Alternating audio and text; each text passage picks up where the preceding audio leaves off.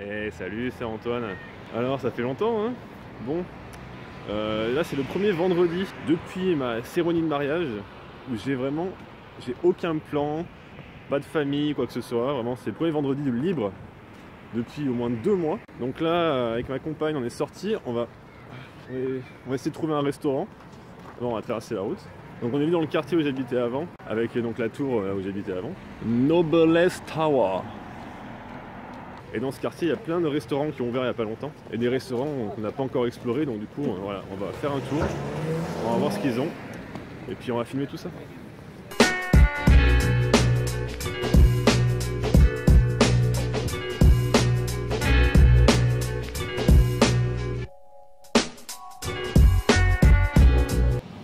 Bon, on a enfin trouvé le restaurant où on va aller. On est dans un restaurant japonais. On va se faire des bons petits sushis.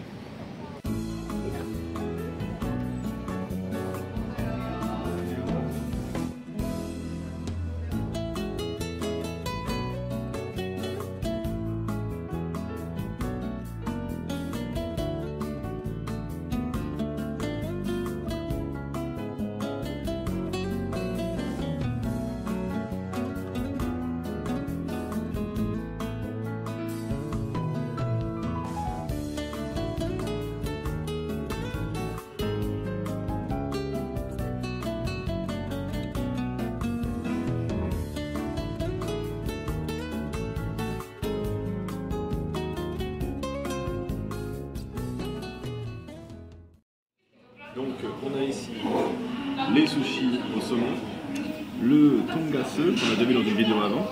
C'est donc du porc frit, hein, avec ici donc on peut tremper dans le fromage fondu comme ceci. C'est magnifique. Et ici on a la sauce qu'on va préparer avec du sésame hein, moulu.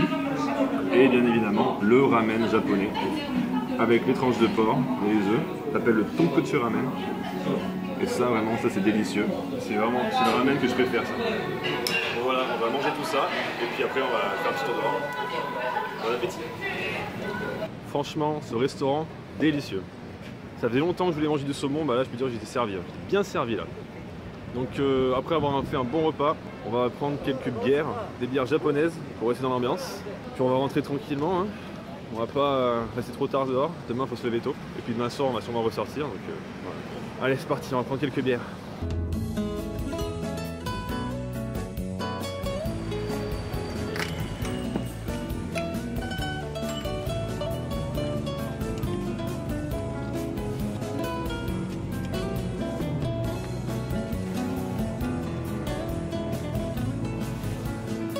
Voilà de retour à la maison.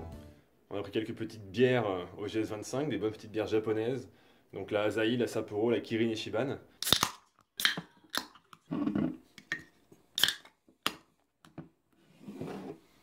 C'est vraiment c'est les 3 bières qui vendent le plus ici en Corée du Sud. Et vraiment, comparé à la Cass ou à la Height, c'est vraiment meilleur. Si vous venez en Corée du Sud, même si vous allez au Japon un jour, je vous conseille d'essayer ces bières qui ont du goût, qui sont très bonnes. Donc on va se boire ça tranquillement, accompagné des petits snacks. Parce qu'évidemment, en Corée du Sud, on ne peut pas boire de l'alcool sans avoir à manger. Donc on a les popcorn ici, puis on a une espèce de, je sais pas trop quoi là, mais truc au chocolat. Enfin bref.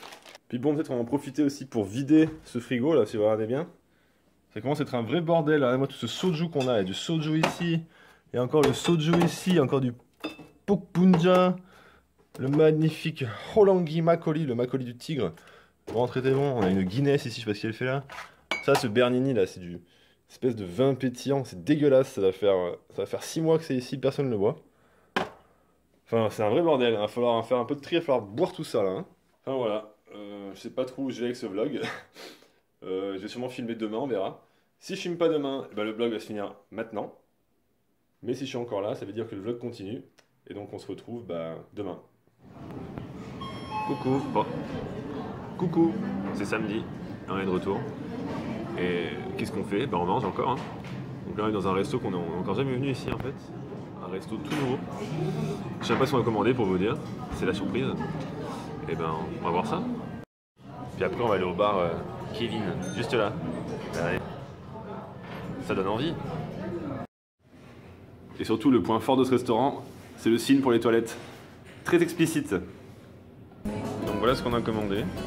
donc du poisson cru ici, et des feuilles de salade et des feuilles de sésame avec le riz à l'intérieur, prêt à être roulé. Donc le principe ici, c'est qu'on va prendre un morceau de poisson cru ici, le tremper dans le wasabi soja, et on mange avec la feuille de salade et le riz tous ensemble. Et là, on a également des côtes de porc cuites dans la sauce soja avec des oignons en dessous. Et donc ce qui est pas mal, c'est qu'ils amènent en fait le plat dans lequel ils ont cuit le porc. Donc ça reste bien au chaud, même ça finit de cuire en fait sur la table. Ça c'est un truc qui est quand même pas mal en Corée du Sud. Et à l'intérieur de ça, ici là dans le bambou, on a du riz. Ils ont cuit le riz à la vapeur dans le bambou. Et ici, une petite soupe avec du tofu et des courgettes. Ah, voilà, c'est vraiment le repas fusion coréen-japonais. Très très équilibré, très très bien. Autre détail intéressant, dans le riz on voit là ils ont mis... donc c'est en fait du riz complet avec des graines, tout ça, cuit dans le bambou. Franchement pas mal ici. On a terminé ce délicieux repas et en dessert on a un petit thé au citron. Pas mal du tout pour la digestion. Franchement ce restaurant étonnant, très très bon. Première fois qu'on vient, franchement on va revenir. Vraiment très très bon. Regardez ça. Regardez, on a complètement tout bouffé. Il reste plus rien jusqu'à la sauce, vraiment on a vraiment tout bouffé, c'est vraiment super bon. Et puis le prix pas très cher, hein. 13 000 won par personne. Donc ça fait une dizaine d'euros pour tout ça. Là on avait vendu bien rempli, et en plus il y a une vue super sympa. On a une vue sur le trafic, et puis le mec qui bosse là, c'était très très très animé, très super.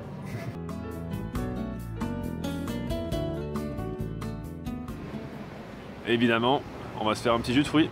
Regardez. Il a l'air super heureux avec son jus de fruits. Lui.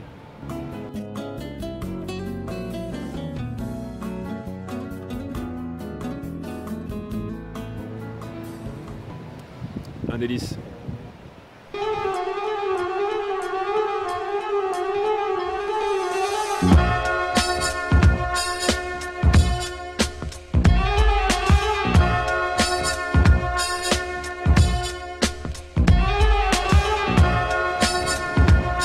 Là derrière moi il y a une manifestation, donc ils manifestent contre la présidente qui a fait pas mal de conneries, la présidente coréenne, donc elle a démissionné, donc là ils sont en train de se congratuler du coup de sa démission et ils font un rassemblement là, pour un futur plus plaisant que ce qu'ils ont eu dans le passé. Voilà, c'est vrai que la présidente a fait pas mal de détournements de fonds, tout ça, c'était un vrai bordel. Voilà, donc petite manifestation, il y a beaucoup moins de monde qu'avant, il y a juste un mois avant qu'elle manifeste. C'était rempli, les rues c'était rempli. À Séoul, il y avait des millions de gens qui venaient manifester. Là, ils sont peut-être 200, 300. Mais quand même, voilà.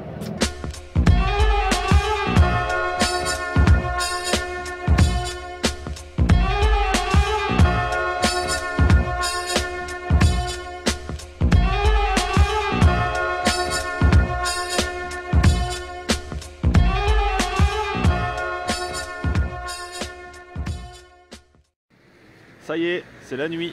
Et donc là on est à Geumsan, c'est une petite ville au sud de Daejeon.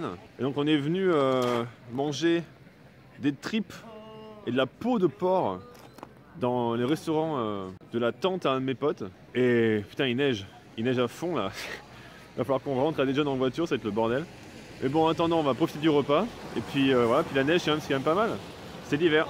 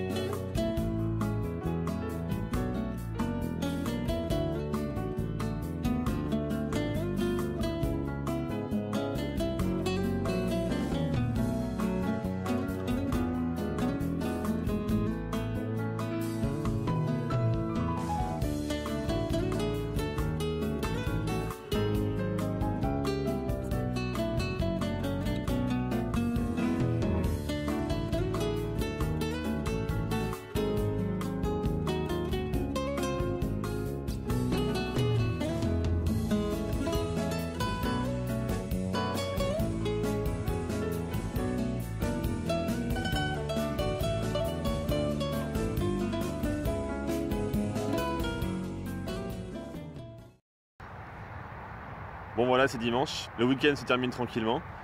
Donc hier soir on a eu une bonne petite chute de neige, environ 5 cm, bon c'est pas énorme mais quand même. Hein. Donc j'en profite de faire un petit point sur le climat en Corée du Sud. Donc il faut savoir que c'est quand même assez proche du climat français, à part qu'en été, on a la bonne grosse mousson et les bons 35 degrés bien humides. Donc pour ça, l'été c'est pas terrible. Et l'hiver aussi, on a à Daejeon, surtout même à Séoul, on a des bons moins 10 des fois. Hein. Moins 10 le matin, une fois même tombé jusqu'à moins 15. Après dans la journée ça monte à moins 2 maximum, plus la neige. Donc si vous voulez visiter la Corée du Sud, ne venez pas en été et ne venez pas en hiver, surtout pas en janvier et surtout pas en août.